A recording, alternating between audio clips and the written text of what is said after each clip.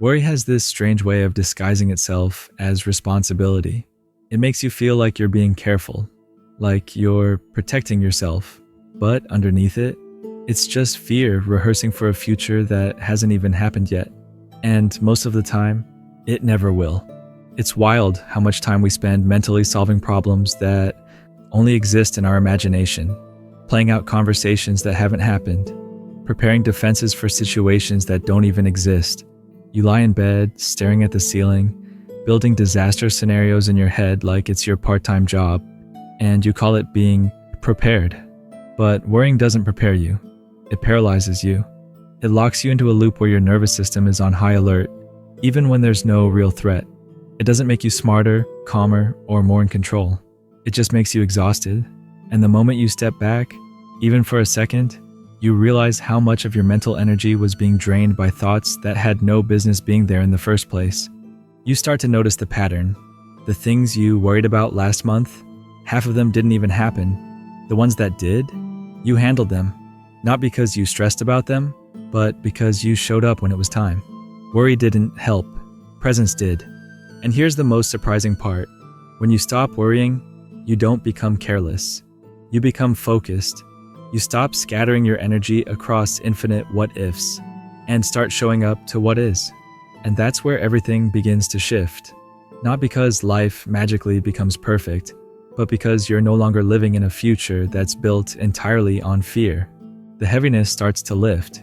You stop gripping so tightly. You give yourself permission to breathe again. Not because everything is solved, but because you finally realized you don't need to suffer your way through life just to feel safe. And when that shift happens, when worry loses its grip, that's when everything else starts to align.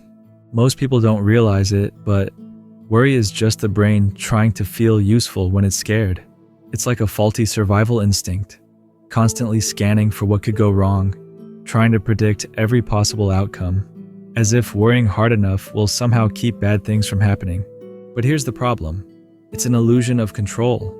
Worry gives you the sensation that you're doing something, thinking, preparing, planning, but in reality, you're just spinning your wheels. You're mentally running laps around a problem you haven't even met yet. And the worst part, while you're busy obsessing over what might go wrong, life is quietly unfolding right in front of you. Opportunities pass you by, moments slip through your fingers, you miss out on peace, connection, creativity, not because they aren't there, but because worry makes you blind to them. The real shift happens when you stop asking, what if everything goes wrong? And start asking, what if I'll be okay even if it does? That one question changes everything, because confidence isn't built by avoiding chaos. It's built by moving through it, one grounded breath at a time. It's built by realizing that you can meet discomfort without collapsing, that you can face uncertainty without losing yourself, that you don't need to have all the answers. You just need to stay present enough to hear them when they come. When you stop feeding the worry, you stop needing to predict the path. You learn to respond instead of panic. You trust that whatever comes, you'll show up for it. Not perfectly, not with a flawless plan, but with presence, clarity, and calm. That's when life begins to flow differently. Conversations feel lighter, decisions feel cleaner, even mistakes don't hit as hard. Because you're no longer interpreting every misstep as a sign that things are falling apart. You stop reacting from fear and start acting from peace. And people notice. Your energy shifts. You're no longer broadcasting anxiety in your tone, your eyes, your posture. You move slower, but with more precision. You say less, but with more weight. You stop trying to control every detail and start becoming the kind of person who doesn't need to, because your presence alone carries strength. And that's when things around you begin to change. Not because you forced them to, but because you stopped fighting them with worry.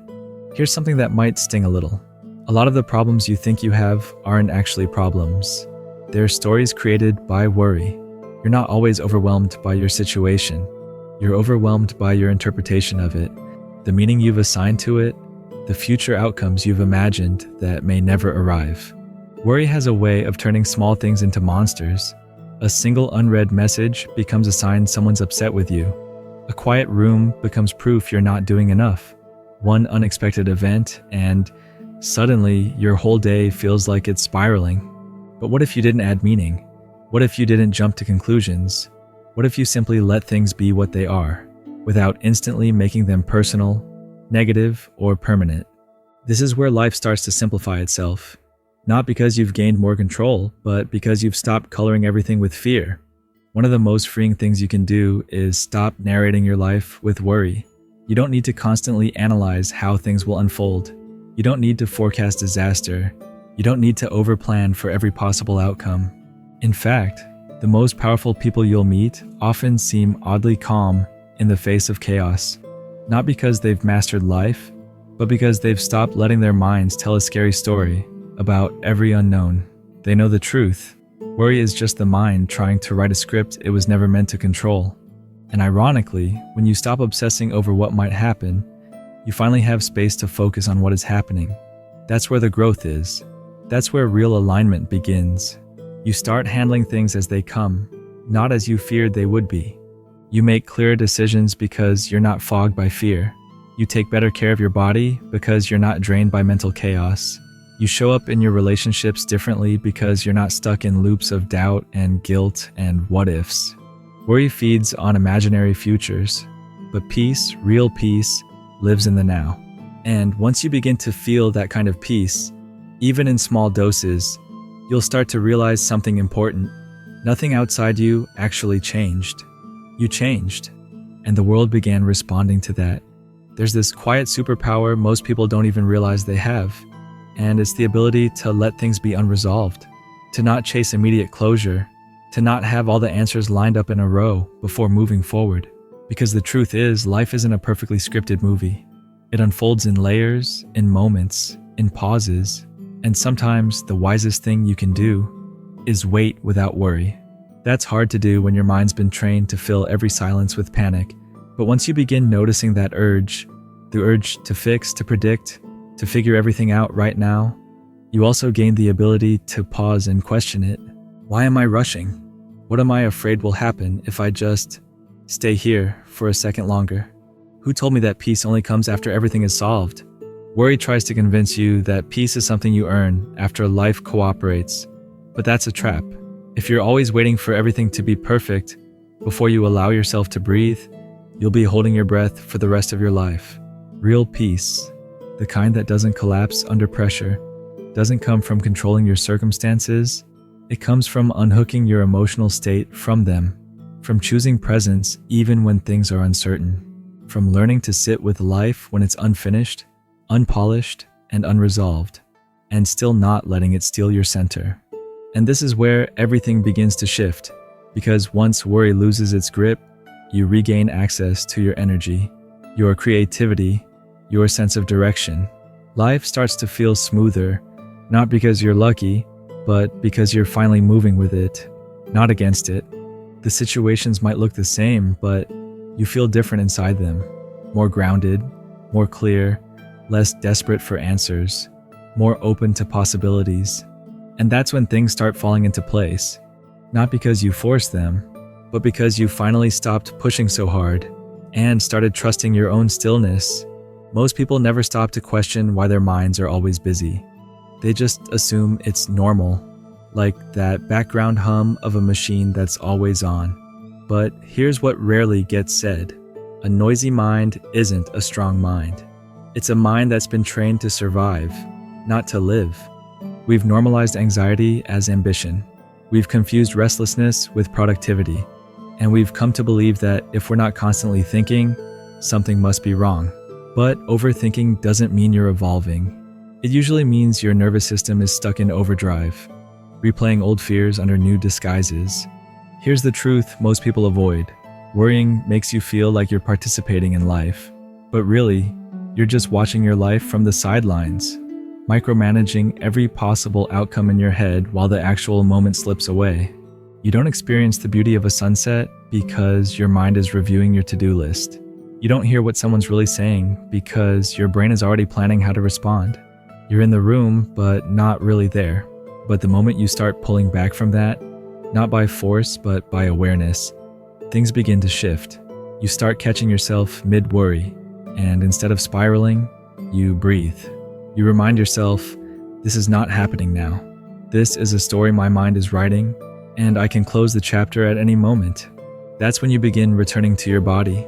You notice the way your breath moves, how your feet feel on the ground, how your chest loosens just a little when you stop feeding the panic. You begin re-inhabiting your life, not as a character trying to survive the plot, but as the author choosing how each line unfolds. You realize you can't worry your way into a peaceful future, but you can choose peace right now, not as a final destination, but as a repeated decision. And the more you make that choice, the more you build that muscle, the easier it becomes to return to yourself, no matter how loud the world gets.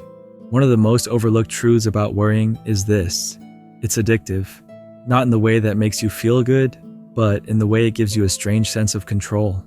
It keeps your mind busy, gives you something to do, something to fixate on, as if the act of worrying itself is productive.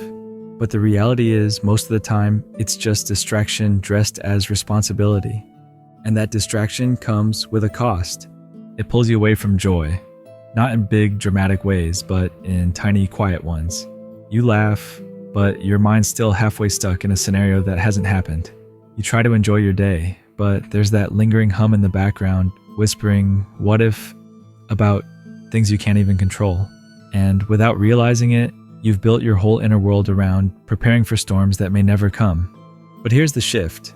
When you catch yourself in that spiral, and instead of feeding it, you pause, you start retraining your nervous system.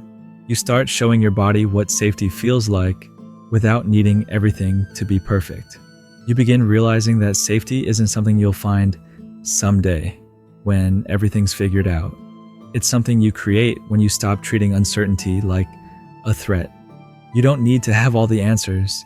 You just need to stop mistaking your thoughts for facts. Just because a fear shows up doesn't mean it's true. Just because a possibility exists doesn't mean it deserves your peace. And this doesn't mean you stop caring. It means you start caring more wisely. You protect your energy like it's sacred, because it is. You treat your focus like a limited resource, because it is. You stop giving the loudest voice in your head all the attention, and instead start listening for the quiet one. The one that says, it's okay not to know yet. You're safe here, right now. And when you live from that space, something powerful happens. Your intuition gets louder. You begin sensing what's right for you without needing to overthink every detail. You make moves without needing everyone's approval. You let go of timelines and start trusting timing. The world around you won't always slow down, but you will. And in that stillness, you find strength, the kind that doesn't need to be loud to be unshakable. You know what's rare these days? A mind that's quiet. Not because everything is perfect, but because it's no longer at war with itself. That kind of peace doesn't come from controlling life. It comes from learning to stop adding weight where it doesn't belong. Because most of what's making your days feel heavy isn't yours to carry. It's the stories, the assumptions, the rehearsed disasters, the made-up conversations, the invisible standards you never agreed to but still feel pressured to meet. And all of that, it can go. You don't have to solve every problem before you can exhale. You don't have to anticipate every outcome before you allow yourself to rest. You just have to notice when your mind tries to pull you into fear and choose not to follow it every time. This isn't about becoming passive. It's about learning when to stop gripping so tightly. It's about walking through life open, not armored, present, not panicked. Because life responds differently when your energy shifts. People feel it. You feel it. And it's not some grand, mystical thing. It's just that you're finally showing up as you, not a future version, not an over-calculated version, just the version of you that trusts that whatever happens next, you'll meet it when it arrives, and not a second sooner. And maybe, just maybe, everything starts going well. Not because life suddenly became easy, but because you stopped making it harder than it needed to be. If this message hit at the right moment, like, comment, and subscribe, not for the algorithm, but to keep your own energy aligned with what actually serves you. You're not here to worry your way through life. You're here to live it. Let's keep doing that together.